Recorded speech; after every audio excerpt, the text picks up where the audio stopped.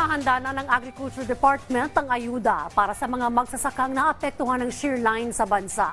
Ayon kay DA spokesperson Assistant Secretary Arnel de Mesa, nakikipag-ugnayan na sila sa Agricultural Credit Policy Council upang makapag-loan ang mga magsasaka sa ilalim ng Survival and Recovery Program. Bukod dito, nakahanda naman nasa 10 milyong buffer stock ng mga punla at livestock ng DA. Sa oras na humupa ang baha, agad magpapakalat ang DA ng mga makinarya upang mabilis na makapagtanim ng palay, mais at iba pa ang mga magsasaka. Mahigit 6,000 magsasaka ang apektado ng malawakang pagbaha, partikular na sa Eastern Visayas at Bicol Region.